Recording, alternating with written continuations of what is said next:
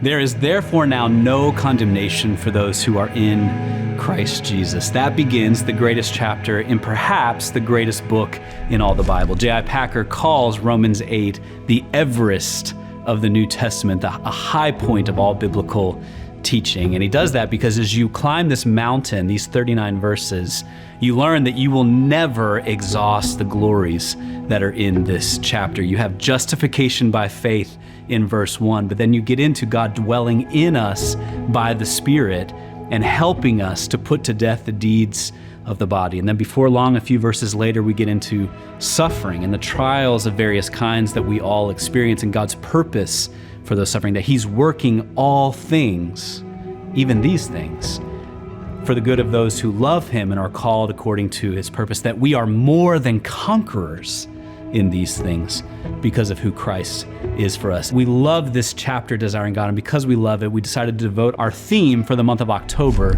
to the Great Eight, to Romans 8. And I wanted to record this first just to tell you thank you for making this kind of teaching possible. We know full well that we couldn't do this without your support, and so we want to say thank you.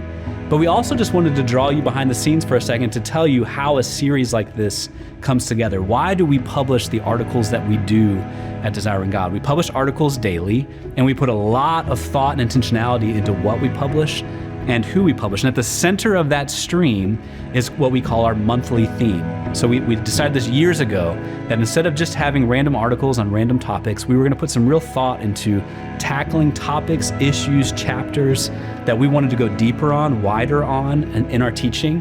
And so as a team, we brainstorm what are the needs in our day. We look at our affirmation of faith and what are the doctrines that we need to keep returning to and reviving month by month and year by year. And then we choose, under God, we do our best to choose what we think would be the best theme for any given month. So for October, for instance, we gave ourselves to prayer, to the Word, to each other, and we said we want to tackle Romans 8 for October. So we've been working now for months to develop a series, writing and editing and now producing, doing the design so that it's usable, beautiful for you. And we just wanted to let you know, thank you, and this is how these kinds of series come together. So as I leave you, just want to leave you with one of our favorite verses in all the Bible, Romans 8, 31 and 32. What then shall we say to these things? If God is for us, who can be against us? He who did not spare His own Son, how will He not with Him graciously give us all things? This is the God that we find in Romans 8, the satisfying God who we will enjoy now and forever. And so we hope that you'll come along with us with these articles and climb the great mountain of Romans 8.